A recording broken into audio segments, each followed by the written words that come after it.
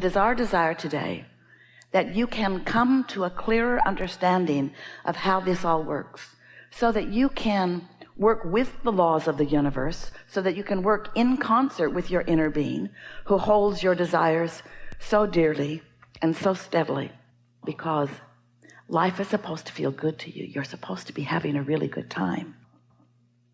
Do you know that you create your own reality? Do you know that you are offering a vibration all the time and that the law of attraction is responding to it, so that you are gathering the cooperative components? There's a better way of explaining it, and we're just going to do it briefly. When your life causes you to ask for something, it doesn't even have to be something that you can articulate. It just has to be something that you know you want. So when you know what you want, you emanate a vibration, and that vibration begins the attraction process.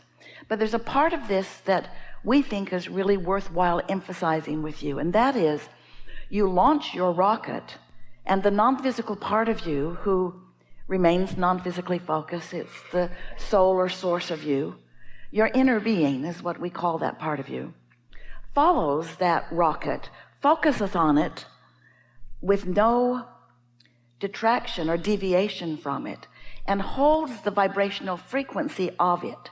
So the attraction toward your desire really is primarily happening because you gave it birth, because life helped you to do that, and then your inner being held steady on the subject of your desire.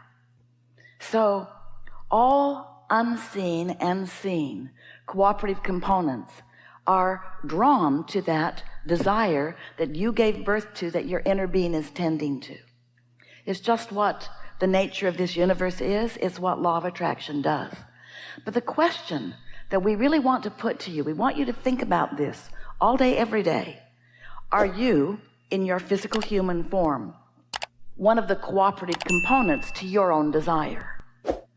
And the answer to that is usually, especially in the beginning, no, because I want it because I don't want this, and what I don't want is more active in my vibration. So when you give birth to most desires, you're not a vibrational match to your desire, but your inner being is.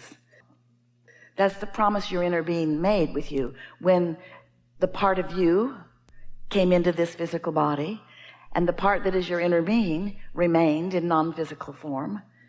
You said to each other, you said, I'll go stir it up and I'll come up with new ideas. And your inner being says, and I'll hold steady to every new desire that you give birth to until you find a way of being a vibrational match to it. And you said, that won't be any problem whatsoever, because it will feel good when I think about what I want, and it will feel bad when I think in opposition.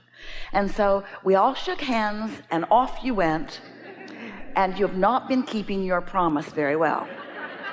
Oh, you're keeping a lot of it. You're stirring it up, and you're living the contrast, and you're giving birth to lots of desires. And those desires are active and alive and real. In fact, they're so real that we call them, they're in a vibrational reality. We have given it the name the vortex. It's this vibrational reality where all of your desires, including your inner being, are, and where law of attraction is gathering all of the cooperative components. So what a good basis and beginning. What a big, big, big thing your creations are, whether you come along for the ride or not. And when you're coming along for the ride, or even turned in the direction of your desires, you feel wonderful. And when you're not so good. And that really is how creation is. And when you are moving in the direction of your own creation, that's where satisfaction comes from. In fact, that's the only place that satisfaction comes from. It's from life causing you to carve out something new, and then you moving toward it. And when you don't move toward it, you don't feel so good. And if somebody else has carved it out for you, you don't feel so good either. You know that. When your employer says, this is what is required of you, it doesn't sometimes ring your bells as much as when you wake up in the day knowing what you have planned, fishing, hiking, doing something that was inspired to you. And so there are so many wonderful things that are inspired to you day by day by day by day. And you have created a vibrational reality, your vortex of attraction, that it would keep you busy for 20 or 30 lifetimes if all of it manifested in a steady linear stream. But you didn't come just to manifest things. You came as the creator of the experience of your own life. And the things are a wonderful part of the creative experience of your own life. We're not trying to talk you out of things, and we're not trying to talk you out of action. In fact, you are an extension of source energy who came into this leading edge time-space reality, because this is where the leading edge is turning to things. And so nothing short of you manifesting everything that you're desiring is what you had planned. You intended that. We just want to help you realize that sometimes you get off track from what you are in the process of creating. You know what the primary reason is that you get off track from what you are creating? You're paying too much attention to what you have created. You keep wanting to look at what is. You keep wanting to take score of the manifestations that are already manifested. And when you look at what is, you're looking at old news.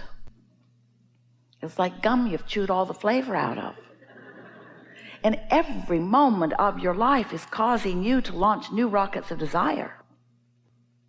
So you got to keep up with that expansion. And if that gap gets too wide, where you're launching ideas and you feel a brief enthusiasm for them, but you don't then keep flowing in the direction of them, then that gap gets wider and wider as you introduce unnecessary tension into your experience in the form of thoughts or beliefs that are contrary to your own desires. You pick up beliefs all over the place. Sometimes you learn them from others if they're steady about hammering them to you. You pick them up from your own life experience. And most of your beliefs are because you've been observing your own life experience. A belief is only a thought that you continue to think. So let's say something happened in your experience a while back, let's say 20 years ago, and you didn't like it. Well, if something happened 20 years ago and you didn't like it, and you haven't thought about it since, then it's no longer a player. It's not a factor in your vibrational offering. So it's not hindering you in any way. But if it happened 20 years ago, and you talked about it then, and then you talked about it 19 years ago, and 18 years ago, and 17, 16, 15, and you talked about it yesterday, in fact. Oh yeah, I was talking about that yesterday. Then you keep renewing that resistance and bringing it forward. So something that happened, there was just something that happened. You've allowed it to serve as resistance to who you really are and what you really want every day since, or many days since. The point that we're wanting to help you to feel is that you have a mix of vibrations because you have a mix of familiar subjects that you think about. And we're just asking you to pay attention to that mix, because sometimes you want something that your habit of thought doesn't allow. Oh boy, I'd like to have all of the money that I need to travel and have fun, but I have to continue to do what I'm doing in order to bring money in, and money doesn't grow on trees, and there's no inheritance in my future, and so this is probably as good as it's going to be for me, so I'm not going to be able to travel. So you gave birth to it and then you killed it, because your practical mind, as you face reality, as you look at the current situation, you let the current situation dominate your vibration, so you don't let your desires flow and gather the momentum that they would gather if you weren't doing that thing that you do to stop them from gathering momentum. You see what we're getting at? So this conversation, if it really is going to serve you, is about these things. It's about you being the creator of your experience, and you creating through your thought, and you deliberately thinking thoughts that allow you the things that you want, and you deliberately contour your thought in the direction of wanted things, which means you pay attention to your guidance system. And if you find yourself thinking a thought that doesn't feel good, you stop in the middle of that thought and you say, I could find a better feeling thought. We know you've heard this from us before, but today we are certain that as we move forward, you're going to hear it in different ways. Jerry used to tell the story that when he was sitting in front of a fireplace and the log would spit a spark at him and it would land on his beautiful sweater, he would just flick it off immediately. It was as if it had not happened. But if he didn't flick it off, that spark usually had enough fire and momentum in it to burn a hole in his sweater. So that's what we want you to think about relative to the thoughts that you think. If a thought doesn't feel good and you don't let it go any further just by acknowledging this is an unsatisfying thought and therefore I'm going to turn my attention from it, that's easy, isn't it? But a thought that you've thought for 20 years or conversations that you've had for a long time, you can't just flick them away. They don't just go away. They have a life of their own.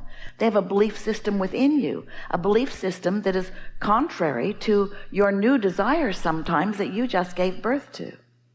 We'll talk about the ways to more easily come into alignment and movement and direction with your own thoughts, because this is such a simple thing to understand.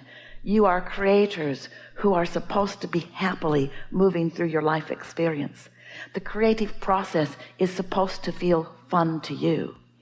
You focused yourself into this body and into an environment of so much perfect balance and contrast as to give you a constant stream of new ideas about how your life would be better. And each time one of those rockets emanates from you, your inner being shores it up with your inner being's knowledge and attention. And law of attraction focuses too, and all cooperative components are gathered.